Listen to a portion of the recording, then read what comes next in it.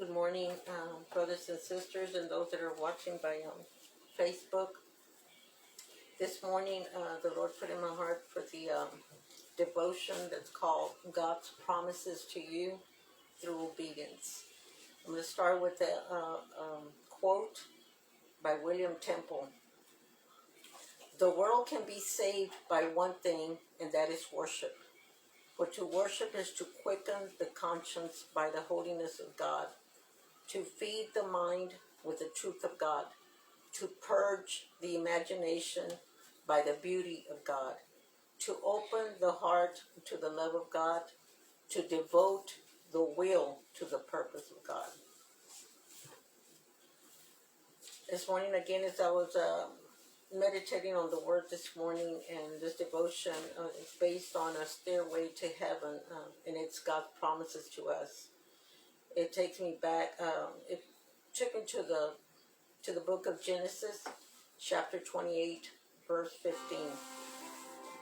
Behold, I am with you and will keep careful watch over you and guard you where you may go, and I will bring you back to this promised land. For I will not leave you until I have done what I have promised you. If you read Genesis 28, chapter 28, verse 10 to 22, it tells us the story of Jacob's dream. And I am being led by the Spirit that in 28:12, that's what I was focused on. He dreamed that there was a ladder, a stairway, placed on the earth, and on top of it reached out of the sight toward heaven. And he saw the angels of God ascending and descending on it, going to and from heaven. John chapter 1, verse 51, it reminds me of a dream that I had once. That was back in August of 2012. I dreamt that I was laying down on the ground, and I was looking up to some beautiful mountains, steep, green, beautiful. In the middle there was some bright, light red pink flowers, and as I looked to the side, there was thick clouds, and little angels would come in and out of the clouds. It also reminded me of Psalms 121, chapter 121, verse 1. I lift my eyes to the mountains. Where does my help come from? My help comes from the Lord, the maker of heaven and earth. On Genesis 28, verse 10 through 15, Jacob's dream notes says the ladder of Jacob's dream reminds us of Jesus, about the angels ascending and descending on the Son of Man. That's in John chapter 1, verse 51. Vividly depicting himself as the way into the heavenlies. Certainly Jacob did not deserve such grace after cheating his brother out of the blessings of Isaac. Indeed, he was also suffering by being banished from the fellowship of his family. Nevertheless, God mercifully confirmed the covenant promises made to Abraham and Isaac concerning the land and the descendants. His word says, I am with you and will keep you. Speaks of God's personal presence for protection and guidance, anticipating Jacob's return to the land, so that all the promises might be fulfilled. Surely the grace of God goes far beyond our small expectations. I will be with you. That's in Genesis 26, verse 3. Live temporarily as a resident in this land, and I will go with you and will bless you and favor you. For I will give all these lands to you and your descendants, and I will establish and carry out the oath which I swore to Abraham your father. Again, Genesis 26:3 says to live. In other words, it's telling us to just live temporarily here in this world or in this earth, because we are only passing through We're only a residence here until the Lord comes and takes us to our promised land. And all of this, brothers and sisters, is through obedience. As I open up with that quote that says the world can be saved by one thing, and that is to worship. Worship here is saying obedience. For to worship is to quicken the conscience by the holiness of God. For we serve a holy God, therefore we should be living holy lives, and we should expecting a promised land in His holiness. To feed the mind with the truth of God, to purge the imagination by the beauty of God, to open the heart to the love of God, to devote the will to the purpose of God. And it goes back to through obedience, and that's in Hebrews chapter 11, verse 8. By faith, Abraham obeyed when he was called to go out to the place which he would receive an inheritance, and he went out not knowing where he was going. Verse 9, that's in Hebrews chapter 11, verse 9. By faith, he dwelt in the land of promise as in a foreign country, dwelling in tents with Isaac and Jacob, the heirs to whom of the same promise. Verse 10, for he waited for the city which has foundations, whose builder and the maker is God, our eternal foundation. Again, for he waited for the city. We're awaiting, even though right now everything that's going on, the pandemic, that now there's another variance going on, but we don't know what we're going to come from. Only God knows our future. But in the meantime, while we're living here as foreigners, not of this world, but awaiting for the new city, the new foundation that God already has set before us, because He is the builder and He is the maker of heaven and earth, our eternal foundation. So we go back to Hebrews 11:3. By faith, that is with an inheritance, an existing something is a permanent, something that we're going to look forward to, something that is going to be permanent forever and ever and ever. Trust and enduring confidence in the power and the wisdom of the goodness of God. We understand that the world, the universe, the ages were framed and created, they were formed by God.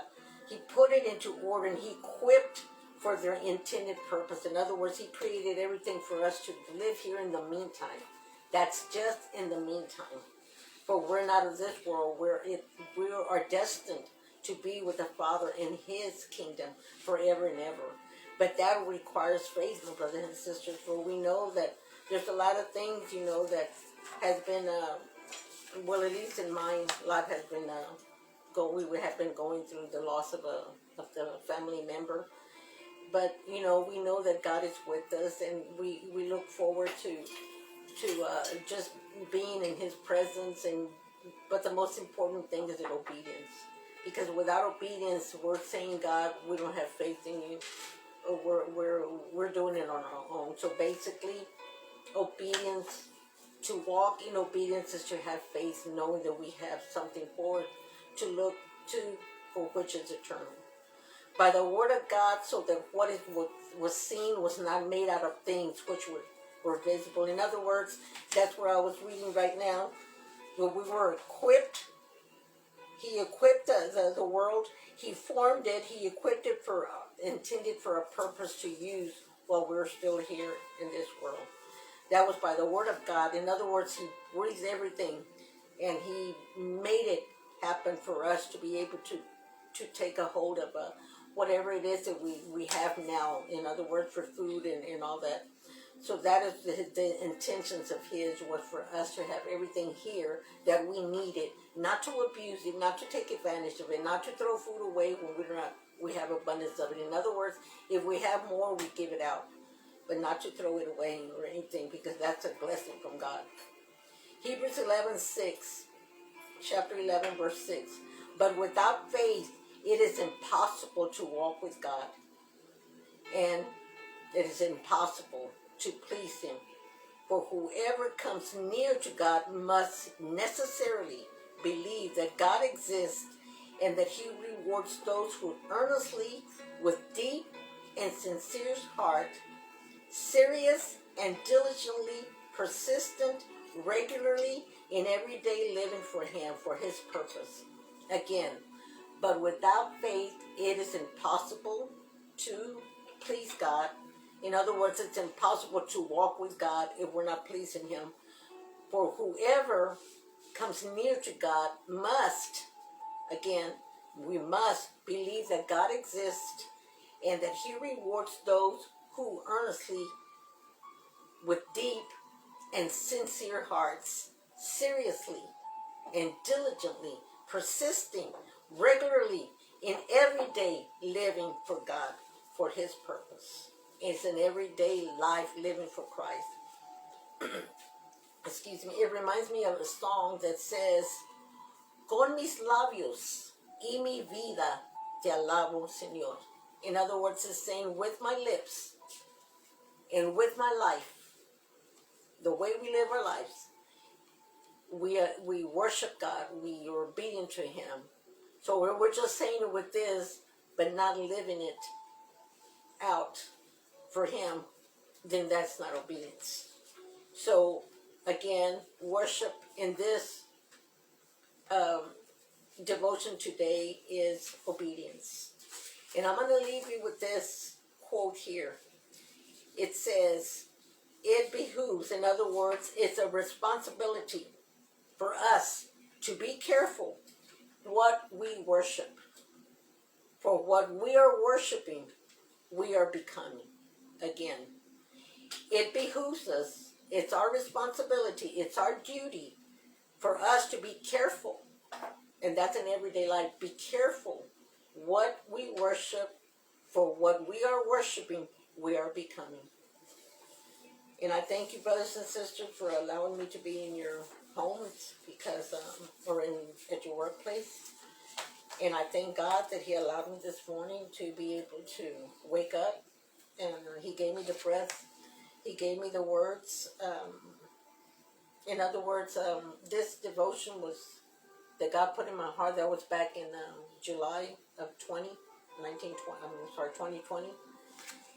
And then I go back and then I look at it and I say, you're an awesome God. You could foresee things that we need to come back and just this is for me, brothers and sisters, because He is an everyday God to me. I wake up in the morning thinking about Him. I go to sleep thinking about Him.